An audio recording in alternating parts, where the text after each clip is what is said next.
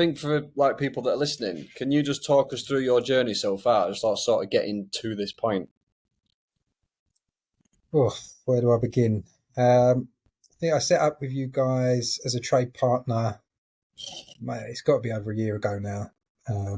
But never really. I like the concept of it, but never really looked too deeply into it. Or just going from one thing to another, as probably most of the guys that come on with you do. You do one fit, runs onto another fit, and then before you know it, you're so busy with work, you don't get a chance to Yeah, look at it. just onto that. Why do you think that happens? Like, why do you think people see something that can be so good for them, but then they just continue to do what they're already doing, knowing they don't want to do it? Well, I know we all do that, but why do you think that, like, in your situation or fitters in general, what stopped you from doing anything before that point? Do you think?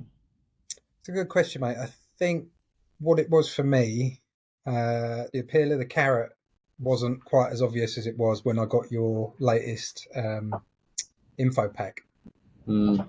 And that info pack was a lot more detailed. It gave a lot more like meat on the bone about what was in it for us. Yeah, And that's, whether you're dealing with customers or you guys are dealing with trade partners like us. I suppose that's always the important question: what's in it for the person who's got to make the shift or make the change or make the decision. And I just yeah. saw everything in the plain light of day and thought, I'm going to be stupid if I don't jump on this now. Mm. Yeah, I mean, it's something that we did put a lot of effort into the more recent version of the info pack. We thought we went to town on it, didn't we? Yeah, absolutely. Like we went to town on it, and to be fair, there's even stuff now that could be added. The stuff that we could still add in there again. But yeah, it's good to know that that's the case because we're hoping that more people see that and then Yeah. realize that actually now is the time to take action. Um, so yeah, that's interesting on that front. And then what happened after that? Then so you got the info pack. Then what happened? What did you do then? I think it was, it was the timing was right, as well as obviously the info in the info pack being good. So without boring you with the live story, I did try and change something about my situation earlier in the year, like the beginning of the year. I think I mentioned it to Lee briefly. I've got, aside from having a genuine interest in like the carpentry side of things and fitting kitchens and whatever, I've got a bit of a interest in property. Mm. And I got caught up in, I wouldn't, I don't want to put it like this, but it was a couple of people's funnels that I ended up in the top of, moving through the Property process guru of, people. yeah, property gurus who tell you how easy it is to become a millionaire in Mm. 6 months on property. And I thought, wow, okay, like I've got genuine interest in this. Let's see what they got to say. And then obviously got sucked deeper and deeper. And then because I was kind of a bit hacked off anyway with the situation with work being as it is, like you guys well know, this is why you do what you do. Like it grinds on you after a while. I've done this since I'm 37 now. I've done this since I was like 17. And Yeah, yeah, as much as I love it, just that constant monotonous, like dealing with customers or Howdens or Wren or any other one of the number of sheds that you've all fitted for, you just get fed up of it because at the end of the day, at max, once all is said and done, you're earning 250 quid a day if you're lucky. And if you work an 8 hour day, 5 days in a week, you're also very lucky, I tend to find. So yeah, I got so into that rabbit hole of property that I was so disinterested with this side of things that I completely let the ball drop, and work dried up. And then 2 jobs cancelled back to back. So it was like a combination of like a yeah, sort of perfect storm, if you like. And then, yeah, luckily I managed to get on with a builder who had a bit of work, and picked up a little bit here and there. And I thought, you know what it is? It's not that I couldn't make the property work. It's just that all this time that I think I've been running a business, I wasn't. I was working a carpentry job under a yeah, limited company. yeah, Um, and seeing what you guys do and the way that you lay it out, I thought, well, here's my chance. Using something that I already have a bit of knowledge in, i.e., the kitchens and the carpentry, I'll learn how to run it as a business. And if I can do yeah. that successfully, I could potentially turn it on onto other Yeah, I things. mean, I've done exactly the same thing. Like I've done property now for many years, but that was always based off making the profit in a kitchen and bathroom business to then go Yeah, and invest into the property. And I yeah, think this is what a lot of people don't realize. It's like it's not the kitchen and bathroom business that's actually going to make you wealthy. It will give you a very good standard of living, and it can make you wealthy over a period of time. But early days, it will be about how you invest your profits elsewhere.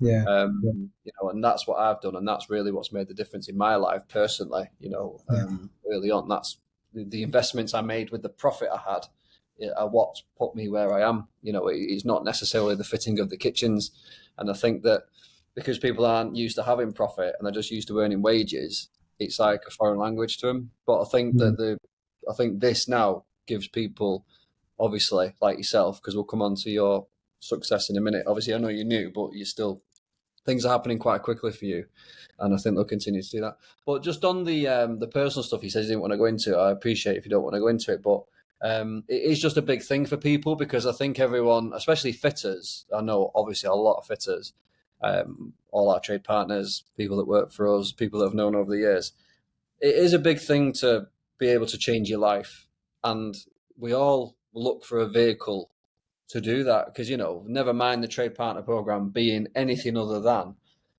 a vehicle for people to improve their lives.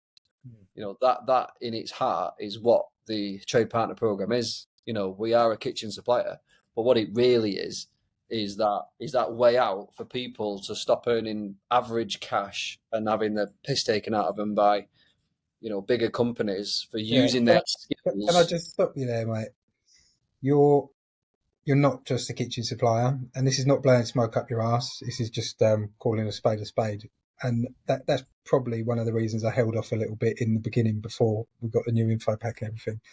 So I've seen the potential in supplying. Like obviously, your ceiling as a installer is here, Mm, um, but then when you supply things, you've got the chance to make margins and profits and whatnot. And I've dealt with suppliers, not just in terms of Howdens, but like I was fitting wardrobes for a little bit, and I had a supplier from up north that provided a really good product. They were a grumpy lot to deal with, but what it was, they were just a supplier. So all they were doing was supplying me with a kit. You could get drawings done by them, but it would be like trying to squeeze blood out of a stone. And so basically, all the other bits and pieces that the CRM, the sales process, even survey packs. I can't tell you, like, for as long as I've been doing kitchens, just getting hold of one of your survey packs and actually feeling like I know what I'm up to when I go and sit down in front of a customer now, it just gives me so much confidence, mate. So I could walk away happy with probably just the survey packs, if I'm honest. But yeah, yeah. There is a the lot so there. I mean, the stuff that I think sometimes it's a little bit overwhelming the amount of stuff we do have because literally you could build as big of a business you want as a trade partner. I do believe that you can go to your two a month and earn your 10 grand, which we've discussed already at the groups, and we'll go into a bit more in a minute. But you could literally build the biggest business you want out of this. You don't necessarily need to stay as a mm, small business, and I think people like yourself will definitely put that to the test. Because the yeah, CRM and everything. Yeah, the interesting thing is you've not seen half of what's coming yet.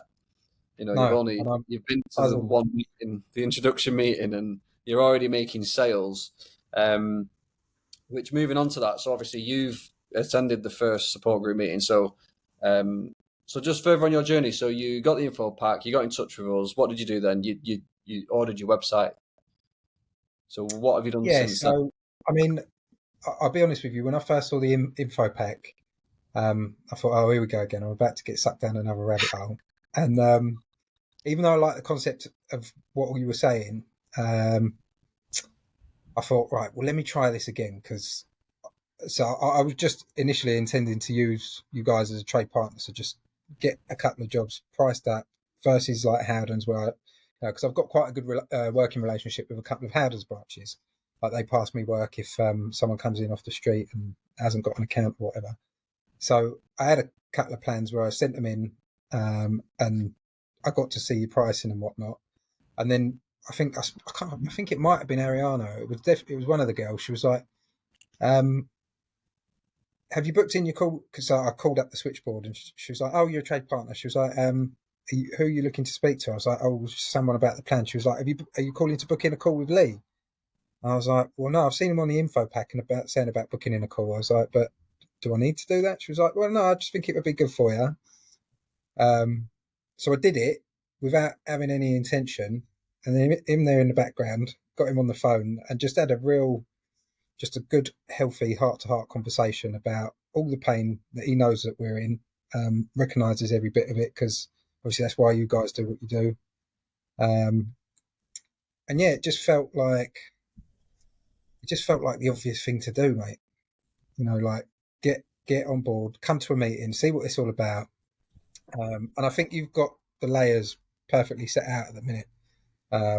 You get incredible value, I think. And it's funny because I was in the, don't want to be too graphic, but I was having some thinking time in the bathroom this morning before work, and I was doing some numbers and a little exercise I've done before.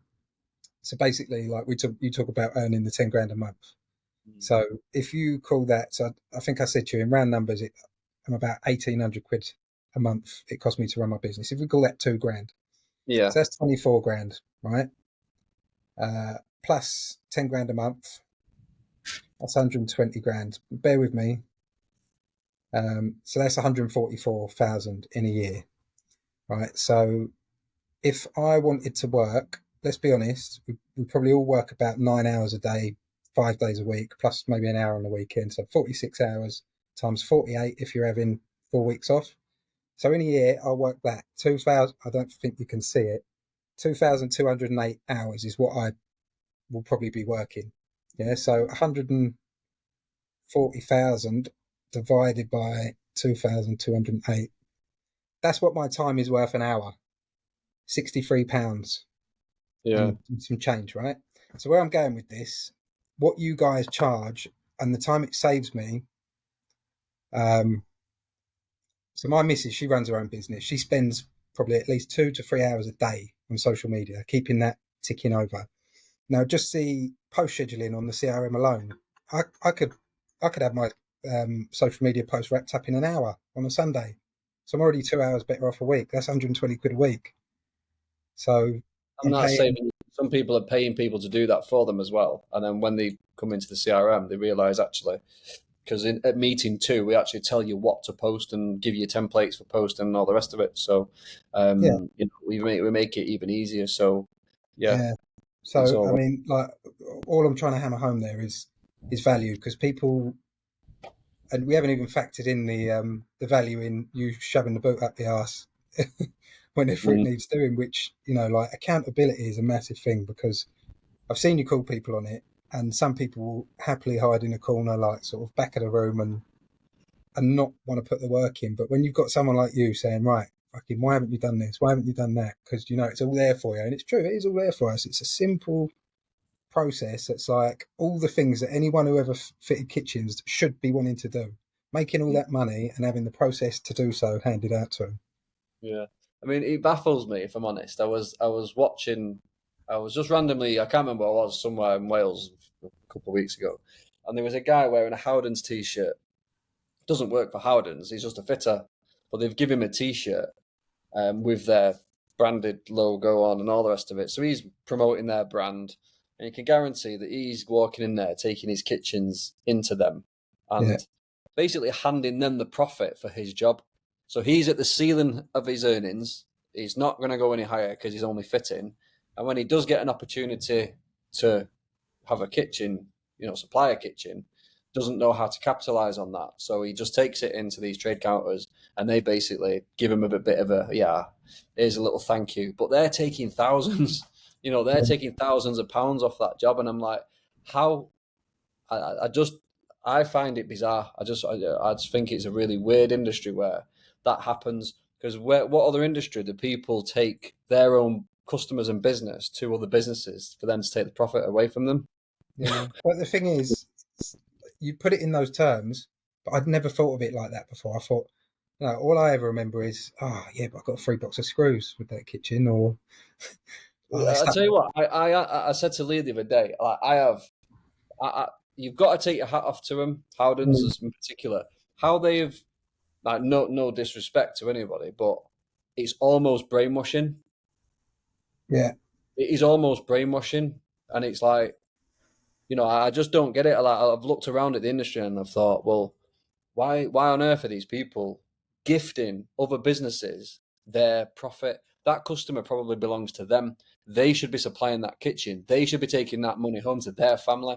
That money Yeah. should be changing the lives of local people. They shouldn't be just feeding these big, massive beast businesses for Yeah. like what a box of screws and a bit of credit on your account. Like, it's a joke, And I'm like, you just I think of a lot of people out there don't realize like they're being done, basically being done, and the Yeah. and the and they're just letting it happen. And I find that really frustrating. It's like when I speak to people and they question it, and I'm like, what is up with you? Like, why don't you get it? Mm. And why are you continuing to work in that world where the way I've like said to people before is if you're aware of this trade partner program and you do nothing with it, I just think that is the biggest crime that a fitter could ever commit to their own family and themselves, because it's a bit of work and there's a bit of stuff to do to get selling your own kitchens, but it's not harder than when you learn how to fit kitchens. I think what it is, right? So, just from my perspective, the fact that you're kept so busy all the time as a fitter, and let's be honest, we're carpenters at heart. We're not Mm, business minded. I mean, there's probably a small percentage of people who are fitters and are good in business, but at heart, we've got a fucking dashboard full of receipts. We've got screws falling out the van every time we open the back of it. We're sort of fundamentally disorganized people. So mm, until you see, like I was excited about the concept of what you do, but until I got to the first meeting, I think that was a really important turning point because there were some nuggets in there, and I thought, and it clicked for me, and I was like, "Fuck, there's a real sorry about the language, but there's a real opportunity here to do what I've always wanted to do." Because mm, who hasn't, as a fitter, wanted to clean up and make loads of money? Like mm, you know them jobs where you think, oh, I've had a good one here, like I've made a bit on the plaster, or mm, this has gone well, and you've worked it out, and you've actually made maybe 300 quid a day. But when you're talking about fitting 2 kitchens a month, which I can't remember the last time I only did 2 kitchens in a month. If that's mm, all the work I was doing, and making 10 grand, like it is mm, madness to think once you've seen that, with your logical mind, you've seen that process is achievable and possible, and all it's there all in front of you. Why wouldn't you do it? mm. I'm No, going to do it. yeah, well, I think like for everyone that's in, everyone wants to do that. They definitely do. It's just that the barriers have always been so high, haven't they? They've always been really high for people to get in and do that. Mainly Yeah, having your designer and all the rest of it, but obviously the whole service is the whole point of what we do is to bring those barriers down and go, right, go on then. Now you've got a chance to do it, and we'll help you get there, and we'll guide you, and we'll give you all the tools to do it. yeah, Um, and the people that are taking that challenge on, um, they are doing it. They will get there. We can see that progress happening. Um, it's not snake oil, and I think like some people at the meetings, like they've gone, like the family and people around them sometimes have been skeptical about it, going, "No, it can't be right that." No, they're Like waiting to hear the catch or figure out like yeah, where they can like there is a see what's catch, going but on. Yeah, it really, there's not a catch, no, and people coming into it are starting to see that actually you'll make jobs, you'll make money. You're making that sort of 3 grand on a job, which is 2 to 3 grand on a job, which is just normal. yeah. And people can't get their head around that. You Well, put know, it this way, right? So one of the jobs that I've won, put through you, was a bit of back and forth. But initially, she had a Howden's quote done, and the reason I got Howden's to come out and look at it was because I didn't have the time to survey it and go and take measurements. So it was a bit of a sneaky thing on my part getting them to do the plan. And she was happy with the plan, so I just fished it out to you guys. And that's what people should be doing as well, because obviously there's going to be a transition from moving away from that bread and mm, butter. I say bread and butter, it is literally crumbs and butter, of your Howden's process. Nick a couple of their plans, send them over to the girls, and just see, because after their sale price and they weren't supplying any appliances, I was still 500 quid cheaper with my margin, mm, and I've made a grand on a small job. without lifting a hammer out of box, or No. It's just a game changer, mate. I mean, my life, obviously, I started off labor only, like we all do. No, nobody starts at supply and fit. Nobody, no one starts there. Um, very few anyway. And life life changed because as soon as you start supplying that product and you're providing a proper service, and that service is what the consumer wants. Um, they do want to have someone take care of the whole thing for them. So meeting one, you're at meeting one. There was some nuggets in there for you. What did you pick out of that the most at meeting one? What were the things that went right? Pop, this is it. Oh, mate, uh, it was a lot, but realistically for me, the thing that made can I say pound signs flash in front of my eyes? Well, yeah, because Yeah, that's yeah, what's that going. is basically what happened. The CRM functionality, uh, and how it all ties together. Really, like I've I've had a process, loosely termed process, before, which really just tried to save me time with messers. So I used to run around like a blue ass fight, seeing every single job, um, and then decided after having my time wasted many times, I'd just tell people, look, send me your plan by email. I'll give you a dry fit estimate, and then I'll come and see you if you don't fall off your chair backwards in not so Yeah, many words. yeah, That was as much as my process. Um, that was yeah, as far as it went. But when I saw you've really got into the detail on it, and uh, all the little bits, like how they tie together, the looms, and I was impressed. I was thinking, I put myself on the other side of it, and I thought, if I was a customer receiving this stuff from me, and I do okay with my conversions at the minute from people that I go to see, but I was just getting excited because I was thinking, if I lay all this stuff on top of that, like I'm gonna smash it. And yeah, it just started to make me feel like I'm not going to be wasting my time anymore. yeah. No, I'm definitely going to not. be getting time back. Yeah, because obviously you didn't waste much time in actually getting a lead. So where did you get your leads from? Because you come out of that meeting obviously feeling excited, then you've actually got some leads. So Yeah. where did you I get them? mean, look, it was pretty lucky. Like I say, one of them was a worktop job I did probably about 3 years ago. She had a leak on her boiler, and the upstands that I fitted had blown, so she wanted me to come back and have a look at the upstands. But where they were stuck to the tiles, long story short, the upstands coming off, we were starting to damage the tiles. I said, look, we could retile the wall or put backsplash on it. I said, but by the time all is said and done, I was like, why don't you just look at getting a quote for a new kitchen? And she was like, you know what? I was hoping you'd say that. She was like, I really want a new kitchen. Mm, So that was that one. And then there was another one, which was a referral. So I haven't had to work too hard for the two that I've got. But what I have felt is massive confidence in being able to now lay something out in front of them and say, look, I can do this yeah. better, cheaper. Have you And used any of the online profiles?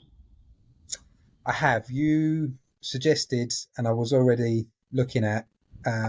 So I use my builder and check a trade, like probably a number of guys Yeah, who you see do. Um, so I've started now using my builder when there's a kitchen job on there, whether or not it says that they've already purchased a kitchen. Because, like you said, more often than not, that'd just be a conversation between the fella and his missus, and they've yeah, popped into Wix or something, and they reckon they're going to get it from there, but they yeah. haven't actually bought it. You So reckon, there's like I say, if low people hanging fruit, isn't it? well, yeah, because they'll even if they're intending to pay for the kitchens soon or buy it from somewhere else, doesn't necessarily mean they've done it yet. And I think Yeah, what the way you've got to look, as soon as you've got the sales process that we put in front of you there, and you've got all the information, putting yourself in front of customers, even if they've started the journey with someone else, if they like you more, which if you do it the way we tell you to do it, they will like you more because the stuff makes them like you basically. mm. You will turn people. You'll get them over to your way of doing things, and they'll be like, "Oh yeah, actually, I'll use you instead." I So I think have, that's an important point that you've made as well, because it's not that the process will make them like you as such, but I've had it myself where I've dealt with a company before, and I've not necessarily liked the rep. In fact, we had a guy come out and give us a quote for a porch door. Um, didn't much fancy him. I didn't really like his attitude too much. But the processes were so tight and everything was back to us so quickly, and the price was reasonable that I thought, can't really argue with that. And then you looked at the reviews. The reviews were good. I was like, well, guess we're going with you then. So Yeah. I mean, if you're not an arsehole, you can make this work for you. Yeah, and again, if you follow the process, you don't have to be perfect. Do you get what I mean? Mm, Whereas we get people who really good, personable character, characters people who don't follow the process as well, but they still sell because people buy people at the end of the day. So yeah, it can swing yeah, both ways. But if you've got people that are really like good characters and they follow the process as well meticulously, then that is like dynamite because then you're going to be like, right, your conversion rate is going to go through the roof because people are going to like you, they're going to love your process. They'll just be like literally ramming cash down your throat, mm, because they just want you to get on with the job, and that's the best place to be. And the most successful people will be in that category 100%. So we're using online profiles. You've won a couple of quick ones. Um, how did you win them? So, what were the tactics in the sales process that were the best asset to winning those jobs? your renders are phenomenal. So when you sit one of your renders side by side with a Howden's render, it's night and day. So even though one of them had drawings done by Howden's, um, you just provide it as part and parcel of doing your quote. And I had it back in a day, literally from, I think I sent it at 12 o'clock, I had it back at 2 o'clock the next day. Yeah, So being able to turn things around that quickly um, was a big plus. And then when I got it, obviously I got it back. I was impressed with it, and I thought, right, let me try this loom thing. So obviously, I don't know who watching this will know um, about that, and whether you've yeah. So if you still Loom's do obviously like recording yourself on the screen, going over the quote in it. So it. the idea is that you get your quote and you end up on the screen, and then you just record yourself talking over it with a small scripts that we've put together that just Yeah, basically cover these 4 or 5 points. Few-minute long video done, send it to the customer. The psychology behind using Loom is like this now with me and you, where it's virtual, but we see each other's faces. You sort of like, even though it's a recorded video, it's still a form of communication, and the psychology in there builds trust. It makes and the rapport. customer Know spend you, more like time to trust with you. you, know you and trust you. And as soon as they know you and trust you, they want to buy from you. Yeah, And the Loom yeah, video is a big, big part of that. A yeah. massive part of it. And it's not just that. So I sent it off, and the feedback I got was like, "Wow, that was professional." And she showed it to her nephew. Mm. Uh, recommended me to her. He was impressed with it. He was like, "See, I told you it was," and then he feels good for recommending. And the other useful thing that she said that she found with it was, so this is direct feedback from the customer, which I'd never thought of before. When you get a quote for anything that you don't, it's not really your industry or your arena. It all just looks like shit on Yeah, a page, doesn't it? yeah. But being able to physically, like with your mouse, point right, this is what that means. This is what that means. They engage with the process so much Well, more. they understand it. Yeah. In sales, there's a saying: if you confuse them, you lose them. Mm. Now, when you just throw things together on paper and images and just, oh, hi, Mrs. Jones, here's your quote, and there's no context Yeah. behind what the things on the quote mean. It's If very you do 2D, isn't it? you spend that time to explain every single line of the quote. There might be 20, 30 things on your quote, but you can scan down them and go, right, that's for that, that's for that, that's for that, that's for that. If something needs a bit more explanation, you literally it takes you a minute or two to go Yeah. down the list, and Yeah. then they feel like, even if they don't understand it, the fact that you have explained it will make them think they understand it. So Yeah. Yeah. therefore, they're not confused. Do you get what I mean? So Yeah. they move past that and go, oh yeah, that seems like it makes sense. It feels right. And Yeah. even though And all they're them components that you list out there in your quote, because obviously I know you use another thing you use is better proposals. I haven't quite migrated across to that yet because I want yeah, to do a good job of it when I do it. I just don't want to sling something together. But when you've got all them components down there and you're talking through it, they're like, I can imagine that she's sort of then visualizing, oh yeah, so that goes there, and they're really like I say, it's just they're engaged in it. They bought into it. They're hearing your voice and seeing your face explaining it to them, so that you're taking them on this journey. And like Lee keeps hammering home to me, it's about selling the next step. So Yeah, the other thing I was trying to remind myself to do was keep saying, so when we book your next design consultation, we'll be ahead of the game because you understand this now and all that. And I'll be honest with you, I thought the first loom I did was shit. So I wasn't expecting any feedback, but the fact that she said it was, came across professional and was really helpful, just encouraged me to do it a bit more. yeah. I've done a couple now, and It, it increases your conversion rate massively. And I say to people, your loom, so doing the videos and having the HIP or some sort of insurance-backed warranty, that deposit protection scheme and all that stuff, which is very cheap to do. Those two things, those two things alone, push your conversion rate through the roof. And what people don't realize is, I don't like doing videos, I don't like doing this, and they don't bother putting the simple stuff in place. Well, it just means they've got to spend more on marketing, they've got to do more surveys, they've got to spend more time quoting because they'll have to do more of that to win the same amount of jobs because their conversion rate will be lower. So therefore, if you've only got a 10, 15, 20% conversion rate, then you're going to have to get a lot more leads. You're going to have to quote a lot more jobs. You're going to have to chase a lot more customers. That's a lot more time. Do you get what I mean? So if yeah, you get good at converting a small number of surveys and quotes, so if you can get a 40, 50% conversion rate, you only need 2 or 3 appointments a week. yeah, It was less than that to get to the numbers that are going to change your life.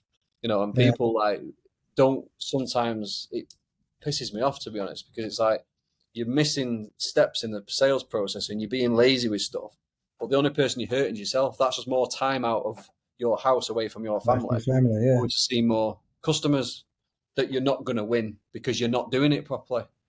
Do you get what I mean? It's just a waste of time. yeah, So completely right. Bloom HIP really does work. So should we move on to your numbers then and start looking at this calculation to get you where you need to be?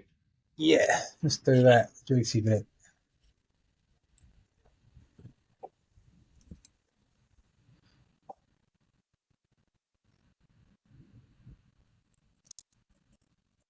So I've done a bit of this myself, but yours is probably a bit more detailed and a little bit more accurate than what I've come up with. Well, we'll just refine it over time. There's only 3 numbers you need to know, mate. There's only literally 3 numbers you need to know: turnover, your margin, and your fixed costs.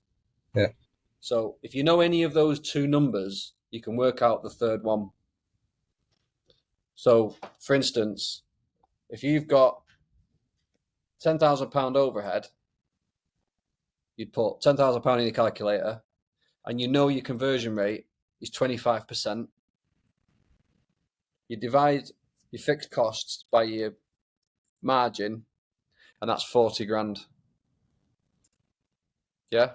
So you get fixed costs, divide it by what you think your margin is. So if your margin is, say, 20, 25%, you then know that, right, I need to turn over 40 grand to make 10.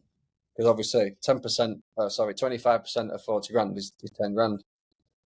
yeah, So that's where we're going. So if you looked at your fixed costs to run your business, so right, I think you said at the minute you're in for a couple of grand, like just general business overhead stuff, which I'm assuming is like your vehicle, phone, insurance, fuel, shit yeah. like that. It's about 1,800 quid a month, including like what Yeah. your cost will be. So then you've got your take home money. So let's say that's five. Let's say it's 4 or 5 grand a month. Let's just say for easy maths, you can put the numbers in properly Yeah, later. Well, let's just say you've got 2 grand general costs.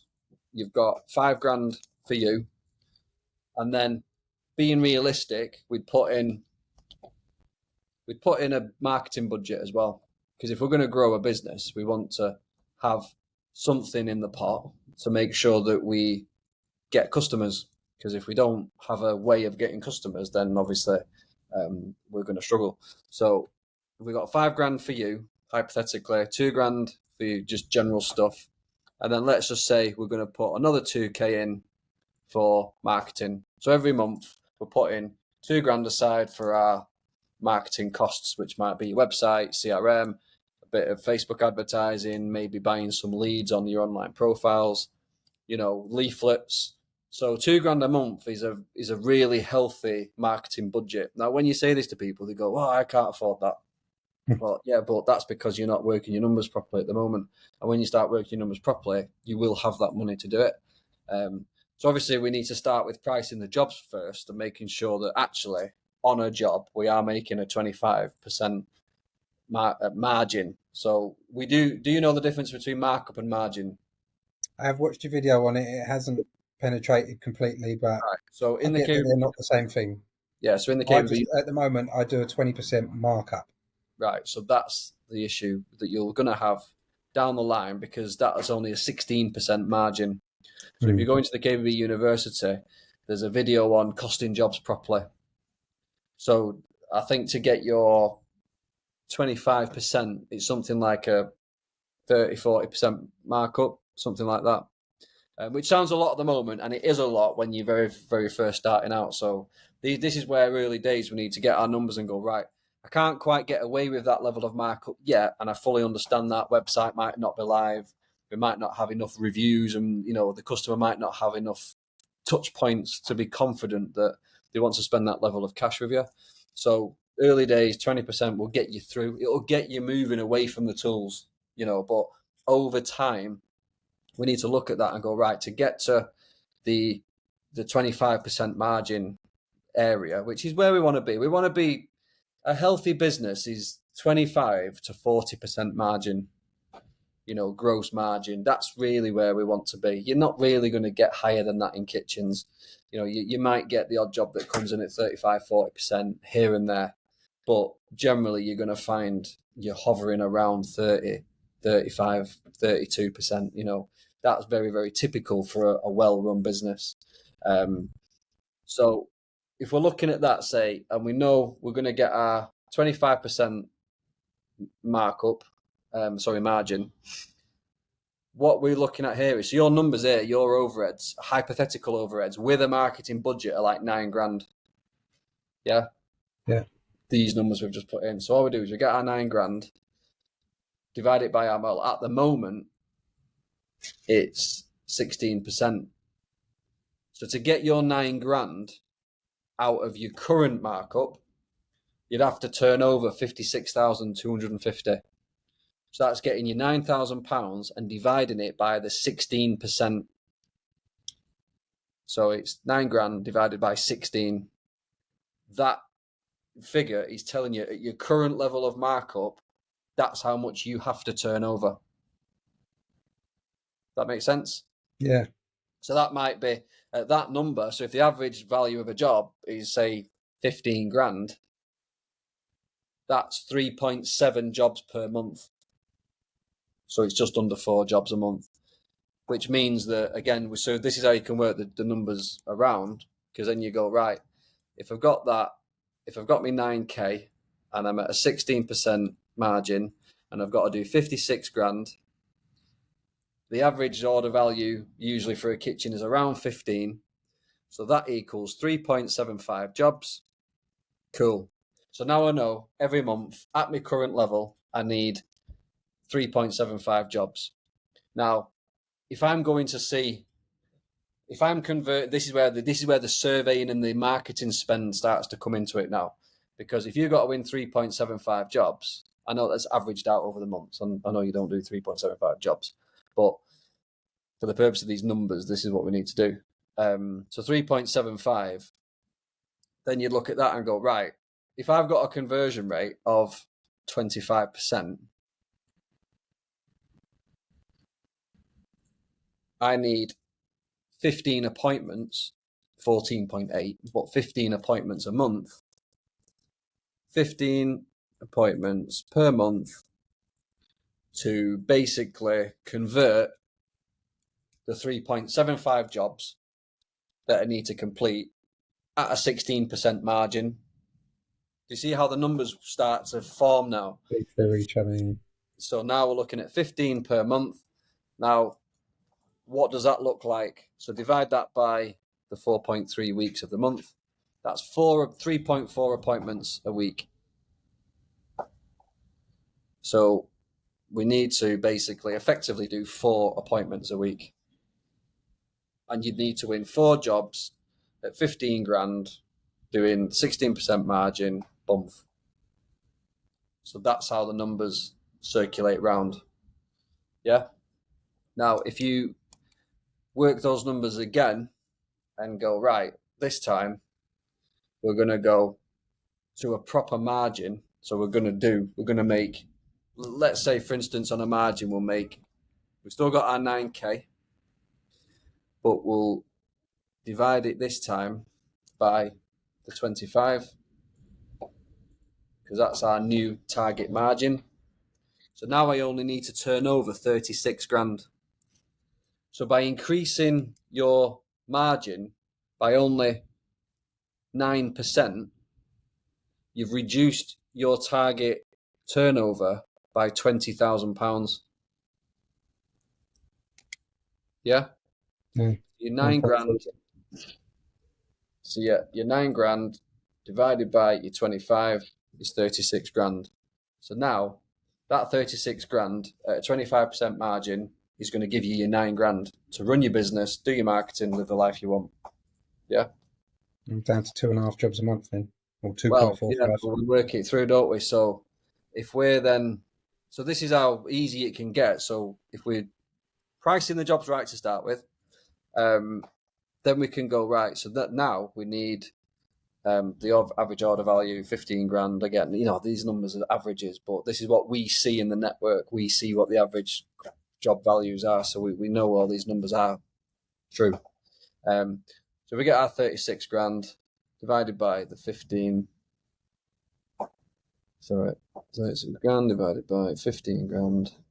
That's 2.4 jobs a month now.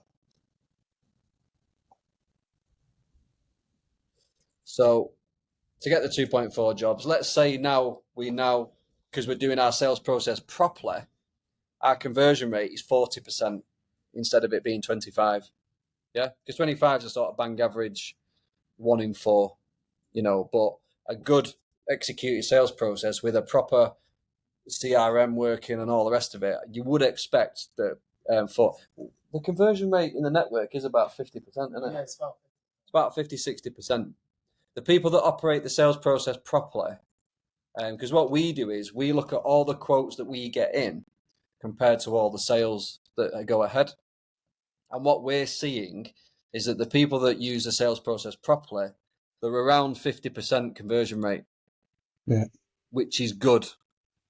That is good. And that just tells us that actually this works, because we can see, well, Freddy sent in 10 quotes and he's ordered 5 kitchens. So Freddy's conversion rate is 50%. It's simple maths. It's not difficult for us to work that out for people. Do you get what I mean? Because we're doing all the designs, so we know what quotes they've got. So anyway, let's assume that you're under the 50% to be conservative, and you're actually just at 40%. So we've got 9 jobs a month. Well, yeah. So you've got your 9 jobs a month now. 9 appointments. So now you only need, so what's that, 2 a week? So you've dropped that down to 2 appointments a week. So do you see what I mean? When you exercise the system properly, now you're in a position where you need to earn 20 grand less to get to the same point, because you're pricing properly. Now you can price properly when you've got your Google reviews, you've got your social media working properly, you've got your HIP in place, you've got insurance back warranty, you're using all the stuff that we're telling you to use. It will make the customer feel comfortable to pay the higher price. Probably expecting the higher price because you're bringing value to the table. Do you get what I mean? So you don't have to scrap around at your 15% markups anymore, because now you're going, well, actually, I'm doing a really good job for this consumer now, so I can charge more. So when we get into that headspace, we've only got to turn over 36 grand to get 9 grand gross profit. We only need 2 appointments a week because we're converting. Do you see how this starts to work through now? Yeah. Now we need to spend less on marketing because we don't need the 4 jobs. So our marketing spend effectively is now halved. So by pricing properly and doing the sales process properly, we've brought our earnings down by 20 grand a month, the target, which is making life a lot easier. We've got to see half the amount of leads, and our marketing spend in theory should also half as well. And this is why Have people, another grand in your pocket. well, yeah, and the rest, because the world's your oyster at that point. Now you can work those numbers through and go, well, actually, if I put a bit more on, I created more of a premium brand. I did more stuff to make my service more desirable to a customer, which is always easy to do if you communicate with us properly, because we'll push you and push you and push you and push you until you're at whatever level you want to be. But this is where people turn around and go, "Oh, I've done this before. It doesn't work. I had a website. It doesn't work." No, what you were doing was you were spending the wrong money in the wrong places, having to see 20 people. And we speak to people all the time and they go, well, yeah, no one ever got back to me. I tried pricing my own jobs, or I just went back fitting for other people. And it's like, yeah, because you weren't pricing properly to start with. You didn't have a proper website. You didn't have a proper sales process. You had no way of converting leads to start with. And even if you did get a quote out, did you ever follow that person up and ask them what they thought of it? How did you send it? Text, fag packet. Do you get what I mean? And it's like, I think it goes back to my earlier point that at heart, like we may be phenomenal at fitting kitchens, but we're not business people no. But fundamentally. again, now's that time where I keep saying to people, and I'm going to keep saying it. Once upon a time, they were a young apprentice, lad, or whatever, and they didn't know how to fit a kitchen. And they went from apprentice wages, proper kitchen fitter wages, and that changed their life at that time. Now, this new skill is to learn how to sell kitchens. And that skill, like you said, takes you from your £200, £250 a day to your £400, £500, £600 a day earnings. That you're starting to push into that. You're doubling and tripling your money if you do it right. And it's just learning that extra skill now. It's not about reinventing the wheel. And it's not like you're like, oh, well, I mean, how much more help do you want than what we're offering anyway? Everything's there.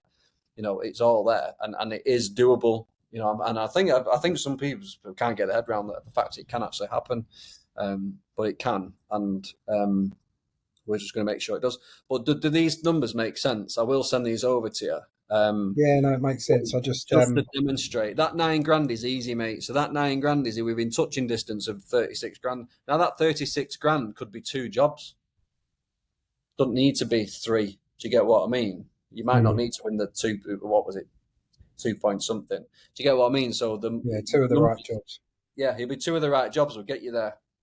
In a nutshell, we have seen some people that have made a lot on one job. Absolutely. I mean, don't get me wrong. Not everyone gets the pricing perfect, and some people still have a warped mindset on how they win jobs and how they margin jobs and all the rest of it. Because obviously, the transition going from a fitter and fitting the kitchens to learn how to sell the kitchens and run a business, I get that the transition isn't going to be easy, but there's no reason. The fact it's not easy doesn't mean you shouldn't do it, does it? Especially when you've got a young family and people you want to provide for, and it's them that you're letting down at the end of the day.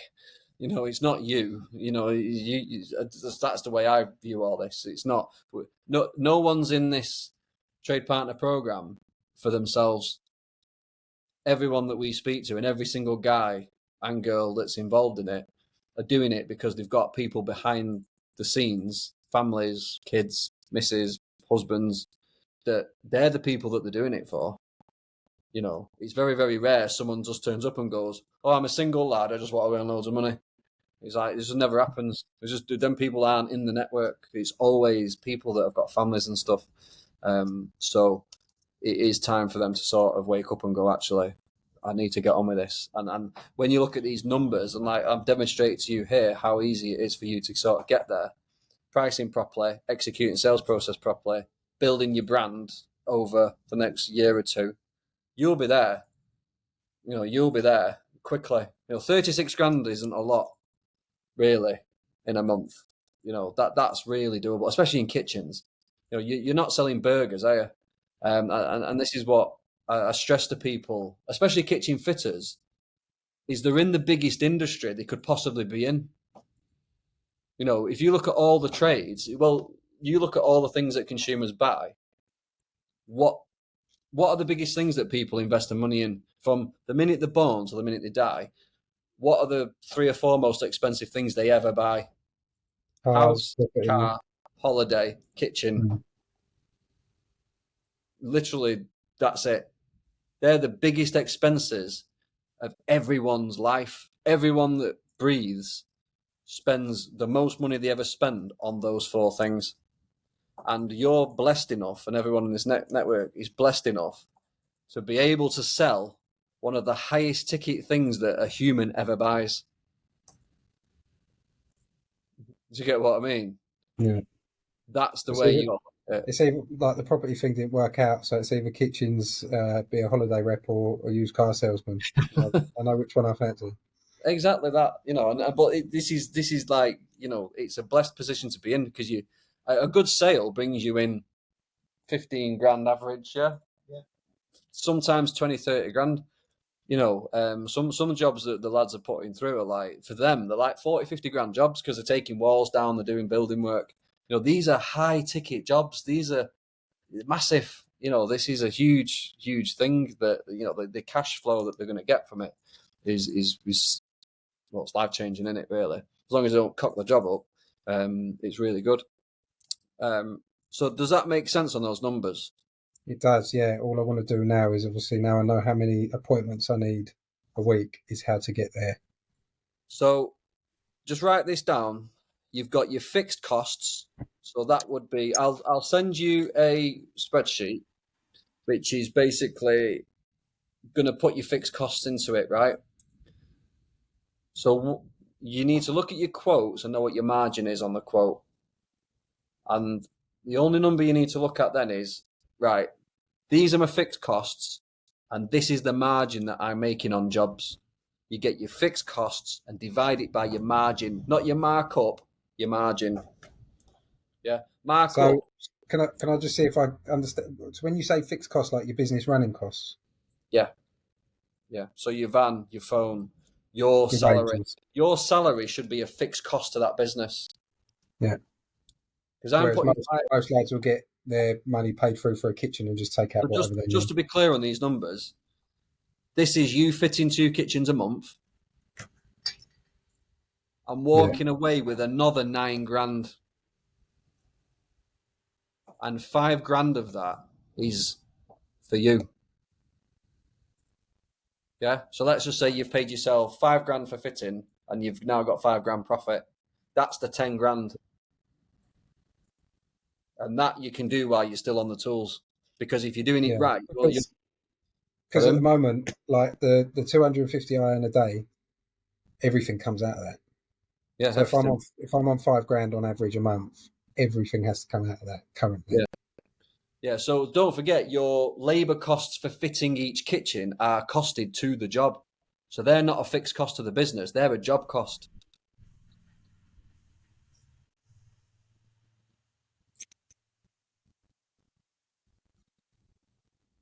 Does that Sorry, make it froze sense? for a second.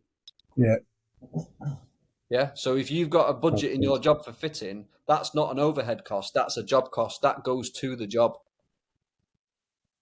Yeah, Yeah. So that's the cost of delivering that job. So that's in the job cost.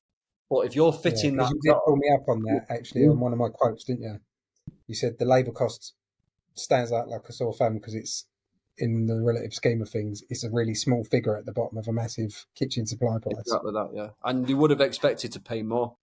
That's the thing. You've probably robbed yourself there of at least a grand, because that price was too low. You know, and this is all learning, and you've got to win the jobs early on, and I get that you don't want to inflate the price too soon, but um, yeah, people are always missing out on what they should be charging most of the time.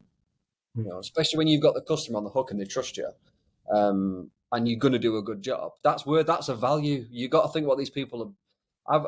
I say to people, you're not selling kitchens, you're selling an experience. Get the kitchen out your head. If you're trying to sell kitchens, you're going to lose the game. Yeah. No one's asked about kitchens. If customers were asked about the quality of the kitchen, they wouldn't be going to fucking Howdens, would they? They wouldn't be going to these places. They would 16mm carcasses with 0.5 mil edge banding wouldn't exist in the marketplace if all the customers were conscious about quality. Well, they wouldn't, would they? No. Do you get what I'm What is saying? he laughing in the He's background? laughing because he's like, "Well, you're right."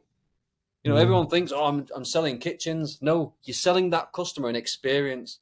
What you're saying to that customer is, yeah, I'll fit you a kitchen, but I just won't wreck your house and your life while I'm in there. Do you get what I mean? That's really what they're buying. They're buying the experience of the whole thing. And it's your job to let them see that you're going to do that. And once they see that you can do that and you're going to do that, your price is a different level. Whereas people can't get their head out of, oh, I'm supplying a kitchen and I'm going to fit it, and that's exactly what I'm charging for. You're disconnected from reality at that point, and that's why your prices will be lower, because you can't get your head into the fact that what you're actually selling is this whole thing. This is a big deal to them. They're going to do it 1 or 2, 3, 4, 5 times maximum in the whole life. Put a kitchen in. They just want to make sure they're going to get a decent product, they're going to get looked after, and you're a decent guy that's going to come in their house and they can trust you. That's more important than the thickness of the cab and what the edge banding is to them. And like I've said, the shit products out there wouldn't be on the market if all the customers were walking around inspecting the quality of the carcasses. And I think fitters get so tied up in like the technicality of the product that they're not connected to what the consumer wants. And it's Just on that, like you asked me earlier, like how I went about winning, because I think the product is important, and I think that's one thing that you like. If I'm going to give you constructive criticism, is that you and you've acknowledged it as well, but you glossed over a little bit the quality of your products. And actually, when I got my sample pack through from you guys, so I got the bag with the sleeves and the door samples. That was quite a big thing to be able to show, because I actually did what was suggested by you guys and took Howden's door along with me, and standing them side by side is night and day.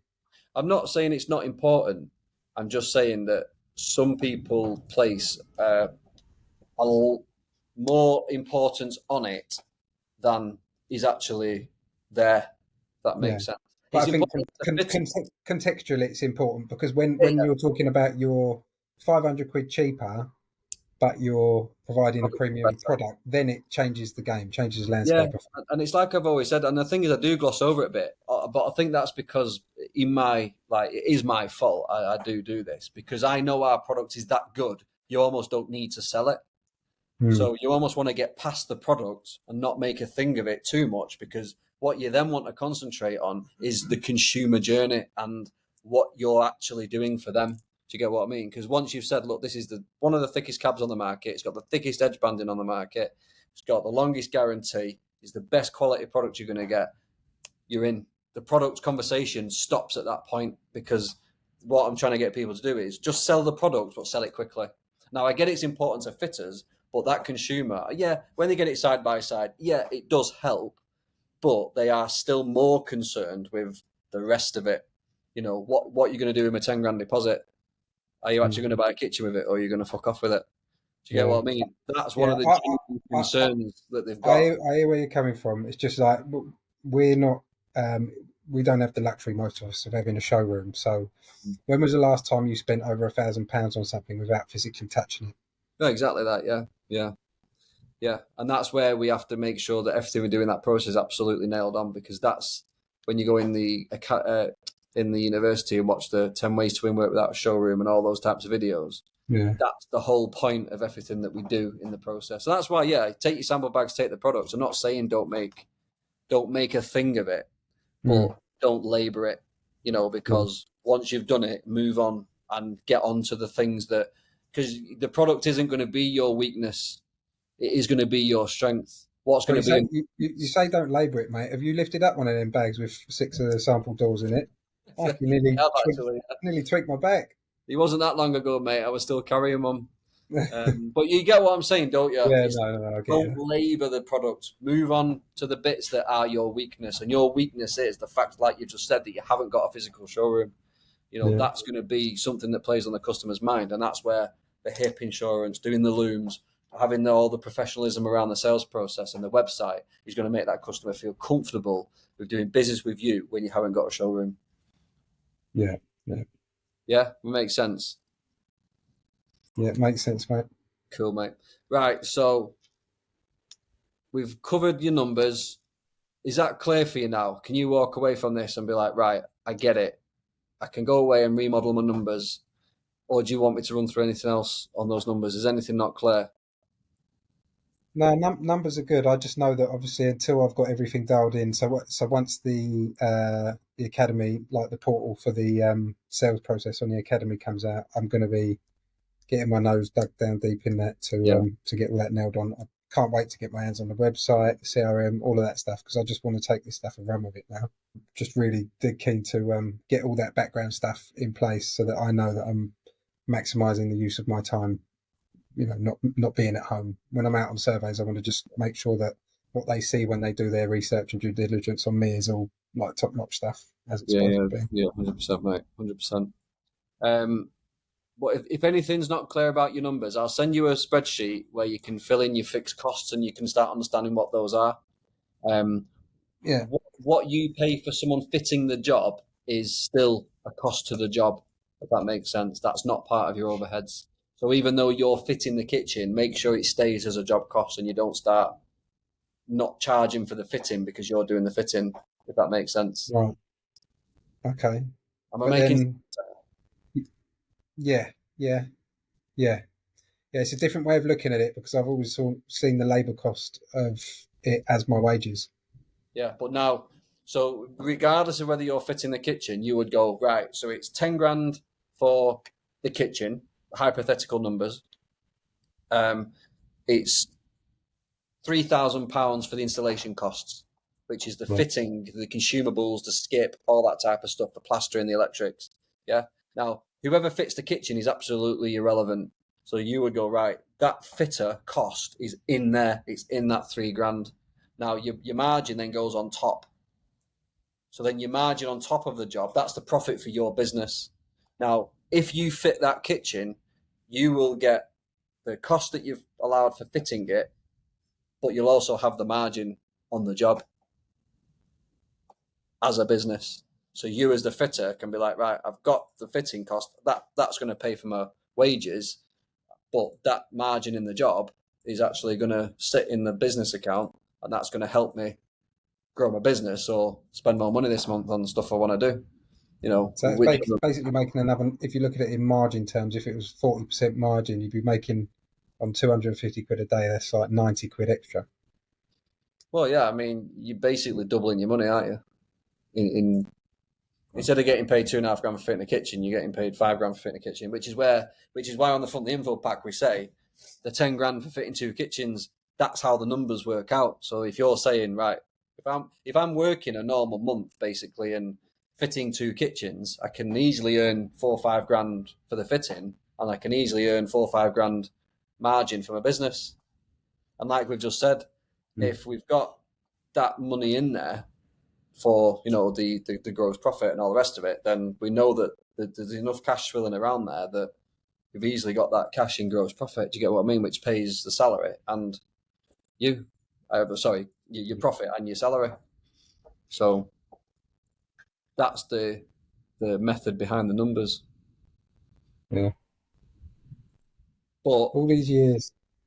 all the things that will scupper it and make it not work is not costing the job properly and not following the sales process, because those will skew your numbers. Where if you do your numbers like most people we sit down with early on, like the conversion rates and stuff are so shit and the margins are so low, they'd literally have to do about 8 appointments a week. And it's like, well, how can you even afford to do the marketing to get 8 appointments a week with those margins? It's just impossible. So you need to stop and rethink it. You need to get back to these numbers and go, right, this is what I need to do. Mm. And as soon as you get there, you'll be like, oh my God, it's not as difficult as I thought. The numbers are actually a lot smaller than you think. It's just Yeah. spending the effort in the right place, not being lazy with the video, making sure that you do your sales process properly, having a proper website, using the CRM system.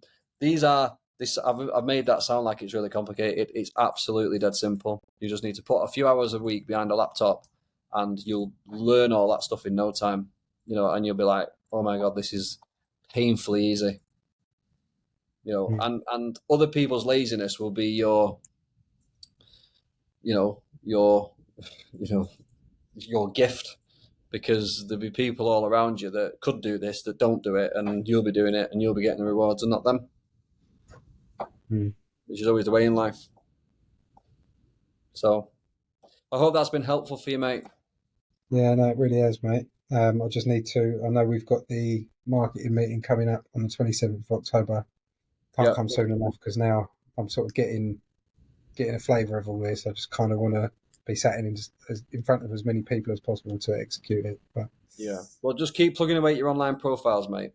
yeah, In the short term, like between now and then, social media, keep it updated. You're doing a good job of that anyway. Keep your online profiles, keep expressing interest on jobs. And then when you do get an opportunity, make sure that you're using Loom, get your bet proposals in place. That for me that's enough to do between now and the end of October for you anyway. You know, and I've got no doubt that if you just go away and do those things, that by the time we get to the next meeting, you've probably won another couple of jobs. oh, looking forward to it, mate. Yeah. All right, mate. Right. Well, thanks for coming on. I hope it's been useful No for you. worries.